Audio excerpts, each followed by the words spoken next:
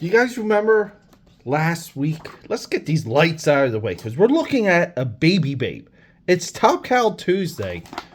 We're on our Witchblade run, and it's Sarah Panizzi.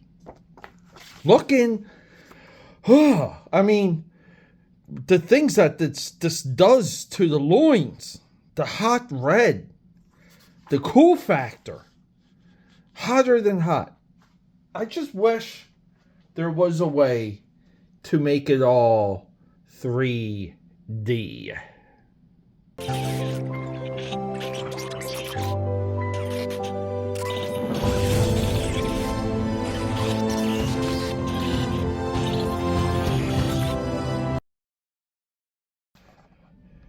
All right, AKA Patters.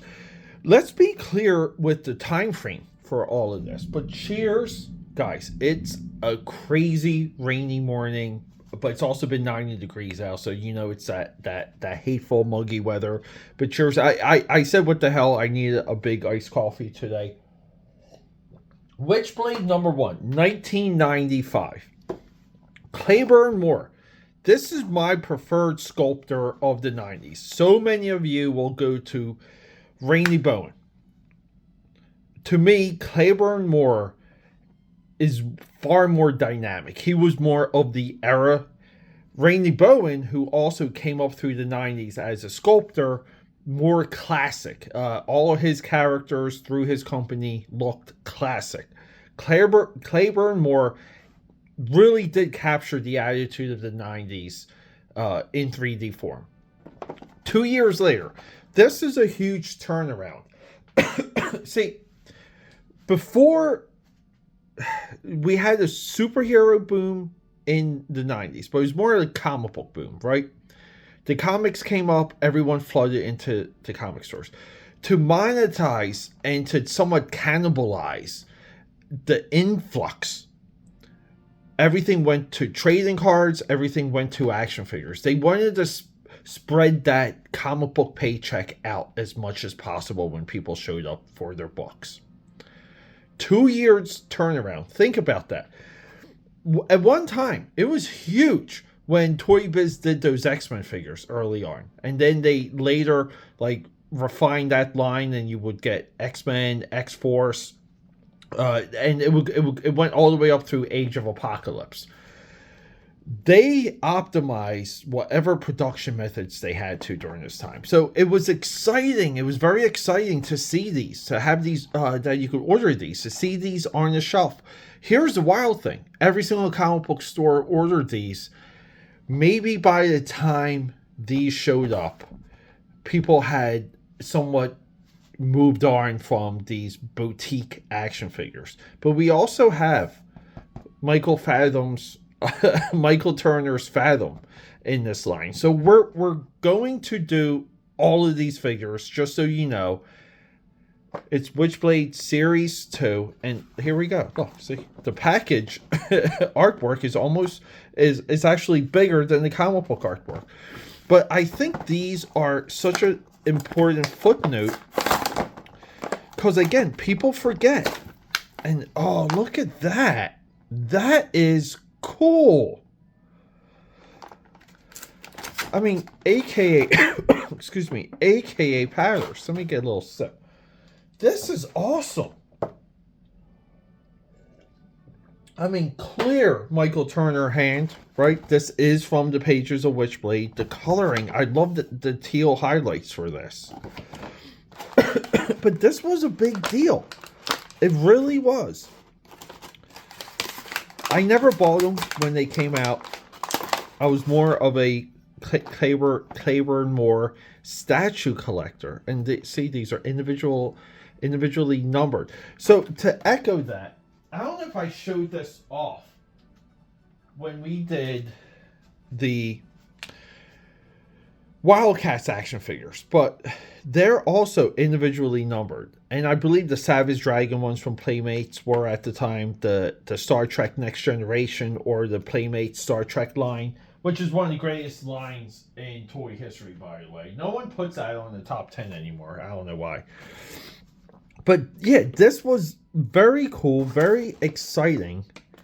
I don't know if we want to do like all the little like armaments, right? Like how does the armor? I mean, what did we do? Do we just slide it on? Maybe. I don't know if I want to do that. I just want her in the red dress. We'll give her a pistol.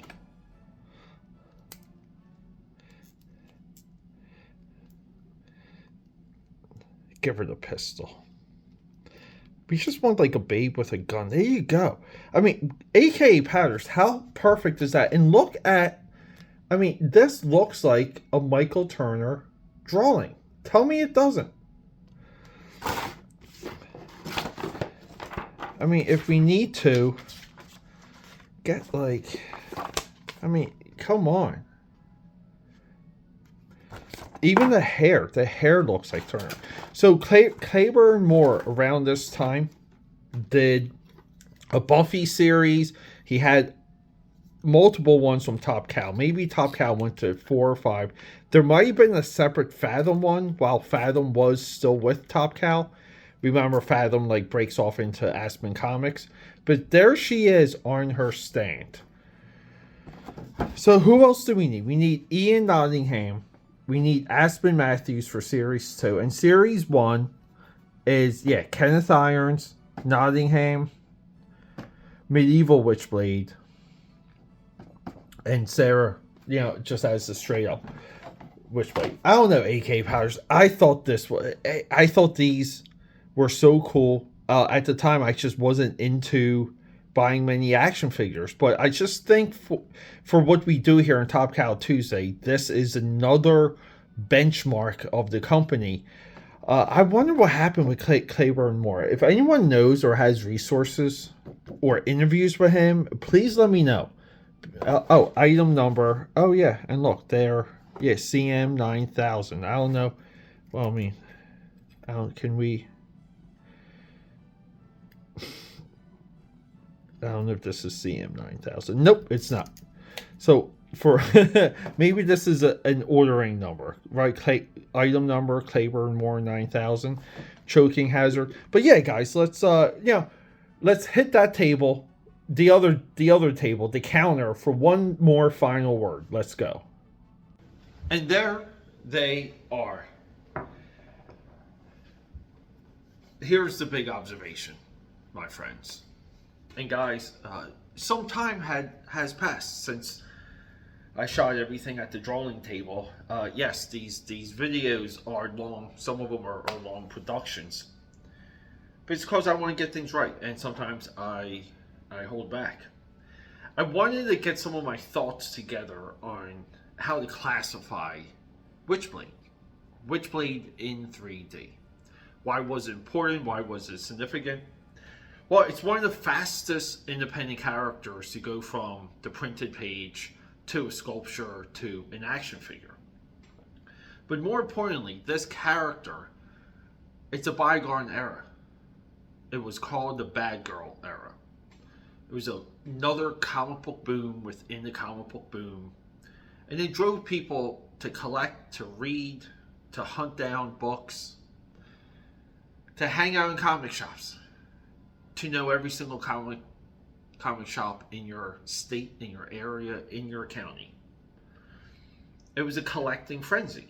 And a lot of these books were jumping in value, but it got a lot of people in. More importantly, as the collectability faded, people kept reading Witchblade.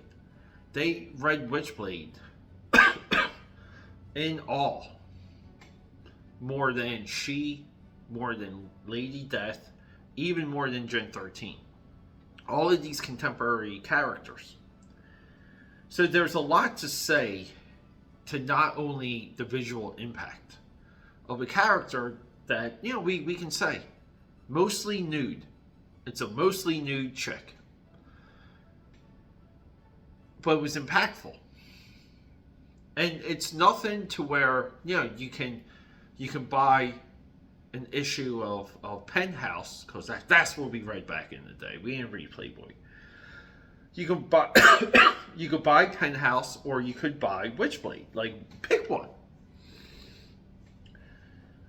But people would choose to buy Witchblade, and why? Because they want to engage in a fantasy. They want to engage in a serialized form of entertainment. There's a different type of connection that happens when you read something versus just looking at a penthouse. Hey, they got good articles in that. So that's not a true comparison.